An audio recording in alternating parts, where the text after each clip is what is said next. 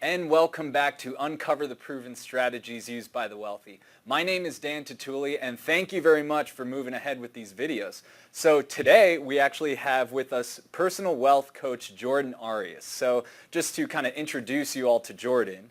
Jordan has been in the financial industry for over 10 years and has coached over 2,000 financial professionals nationwide on proven wealth strategies. He currently serves as a personal consultant for 4 of the top financial advisors in the entire country, advising them on what strategies need to be implemented that are in the best interest of their clients. And over $90 million have been put into these wealth accounts. So Jordan, thank you very much for coming out today. Thanks for having me. Excited to be here. So last time we left off, we were actually talking with Kevin, and he showed us the 3 types of money. We have taxable, tax-deferred, and tax-free. And we left off with, he was actually showing us a diagram of the characteristics that we would be looking for in a financial vehicle. So today we're going to be talking about kind of that versus the traditional way of doing things? Yeah, absolutely. And what we want to do is basically dive in a little bit deeper into those 3 buckets and really actually look at some products, if you will. And if we were to think about an analogy of a professional golfer, and would you rather have their clubs or would you rather have their swing? Most everyone out there is going to say... I would say swing. Absolutely. You'd rather have a professional golfer's swing versus their clubs. You can give a professional golfer an old set of clubs and they're going to do just fine. And the reason that I say that is most of us, when we look at our financial products, we look at the clubs versus the swing. And really what I mean by products is we look at kind of the wrappers, if you will. We don't necessarily look at the benefits. And when I talk about our swing, that's what we're talking about, is the benefits inside those products. All right, so let's get started. Perfect. What Kevin ended with in his last presentation was kind of showing us that ideal situation. If you, the viewers out there, were able to create that ideal product, these are the benefits that would be inside of that product. And let's just kind of recap a little bit. When we look at our risk, we do not want to have any risk. When we look at guarantees, we would love to have guarantees. When we look at penalties, we want to eliminate penalties altogether. When we talk about our liquidity, use, and control, we want to have access to it as much as we possibly can.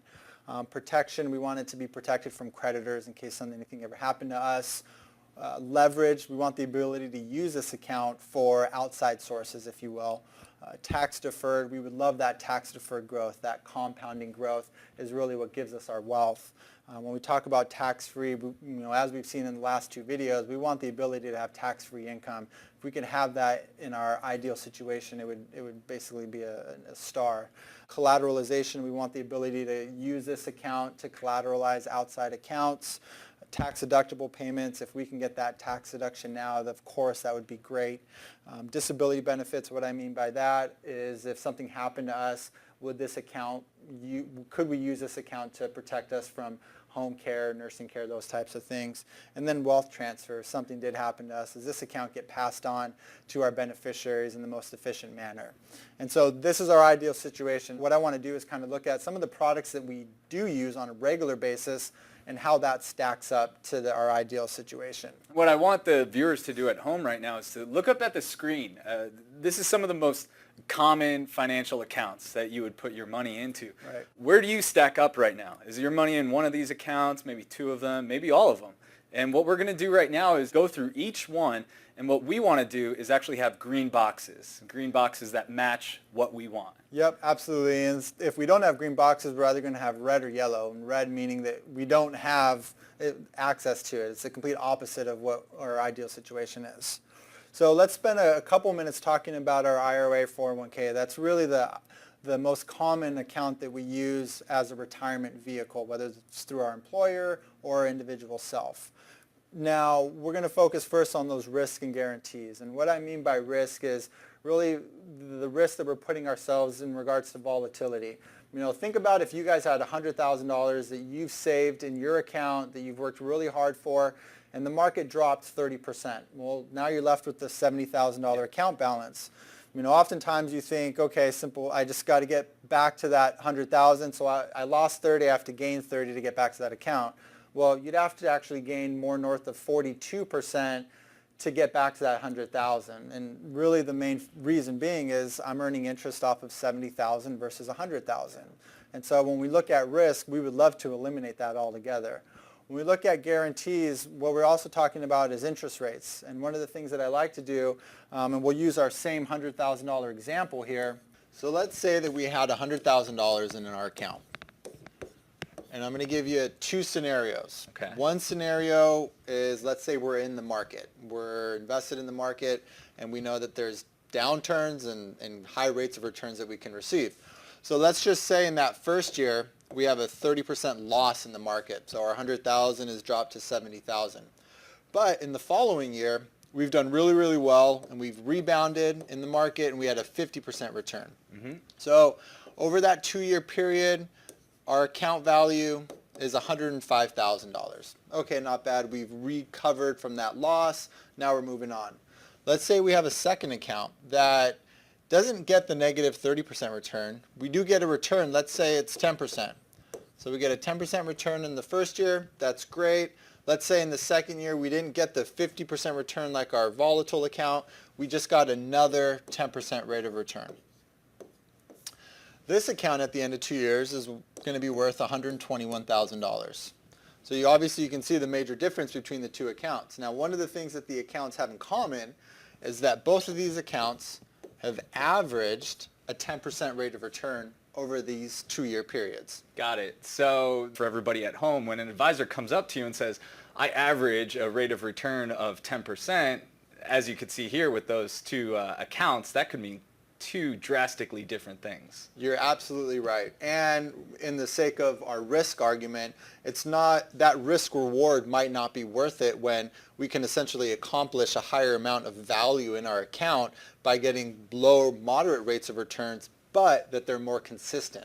And Jordan, I don't know about you, but I'm looking at this right now on the screen, and I'd much rather be in this second account right here. Yes, we didn't capture the largest gains of the stock market, but just to earn just a portion of those gains, but not suffering any of those downside losses, that's definitely an account I want to be in. Absolutely. And so when we're looking at our benefit situation, our ideal situation, we really want that guaranteed column to be in green. Let's kind of move on. When we look at penalties, our qualified accounts, they have two penalties. One is you can't access that money before you're 59 and a half. The second is you have to take distribution at 70 and a half. Otherwise, you can receive up to a 50% penalty on top of having to pay the taxes on that. Protection, we don't have this account, the ability to have protection from creditors. Leverage, since we don't have access to it till we're 59 and a half, we can't use it for any type of leverage at all. When we talk about tax deferred, that's our first green that we get. Now, when we look at our tax deferred, yes, it gives us that deferred growth. However, what we're also looking at is the fact that we still have to pay taxes on that sometime in the future. And I challenge everybody out there to look at their after-tax 401k statement.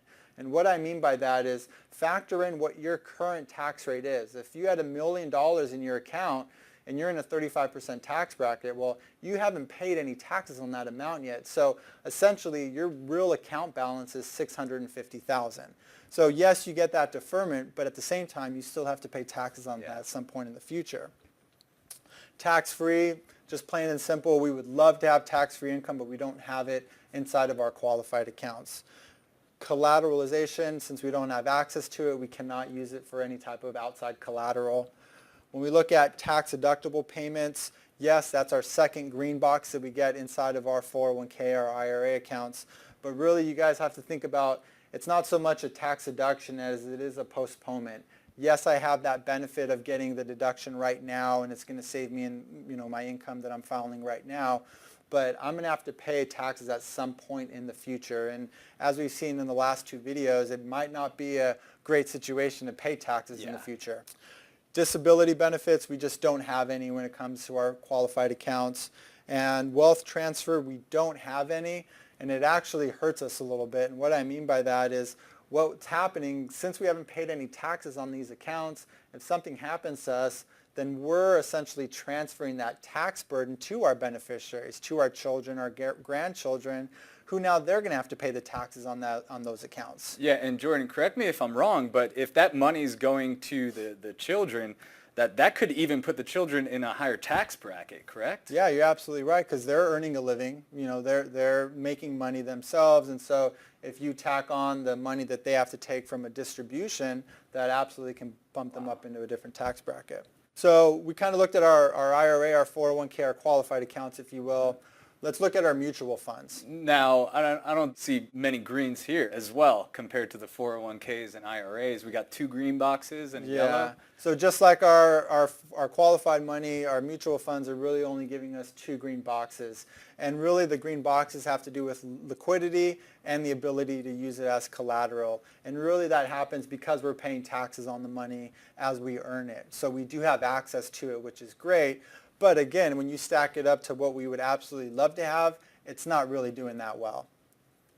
Now, let's use our home. That's our, that's often a big one that people use as an investment. Yeah, and for me personally, I was actually looking at that tax deductible payments. That's why I recently purchased a home, was you get that big tax deduction. You're absolutely right, and the tax deduction is great. And the reason we put it in yellow is, it's just to remind everybody that it's just on the interest that you're paying for your mortgage. So although you're absolutely right, it makes a ton of sense to have a mortgage and have that deduction, it's not quite, we can't put it in green all the way. And really what ends up happening is a lot of people start paying extra principal payments because they want to pay that mortgage down. And effectively what they're doing is they're paying extra principal payments and they're just feeding into more of these red columns. So I kind of wanted just to throw the rest on there so that you guys could really see out there that all these accounts that we have, we're not getting a whole lot of greens with our ideal situation. Wow, so this graph has been very eye-opening to me. Has it been eye-opening to you guys at home? We're looking at a lot of red on this graph right now, and really when we talk about these products or these clubs, we don't really look at the swing of all the benefits because it's not really lining up to what we would want in a financial vehicle. Yeah, you're exactly right. And we're picking these products, but what benefits are we really getting from them? And when you break them down in this level, we could see that we're not getting a whole lot of greens that we would love to have. Now, Jordan, I can't help but to notice this green column behind me. What is it? We're going to make you wait a little bit longer on it. And the reason I say that is we want to focus on one thing before we really talk about that green column. And yes, as you can see, it's giving us the most greens out of this. And there are different avenues that we can use to help grow our wealth for our retirement. But one of the things that we really need to focus on is how we save and how we spend. Because without properly saving and properly spending, then essentially these accounts are irrelevant because we're not funding into them. And so there's 3 different types of spenders that we're going to go over in the next video. And we're going to basically educate you on the proper way to save and spend so that you can fund these accounts. And then, we can show you that green account or the one that's giving us the most green columns. All right. Well, thank you very much, Jordan. And for the viewers at home, you could actually scroll down under resources and download this graph. So spend some more time on it. Question yourself as which accounts you're in and where you want to be. Thank you very much. You can move to the next video right now, which is how to become a wealth builder. So click on up next and we'll see you on the other side. Thank you.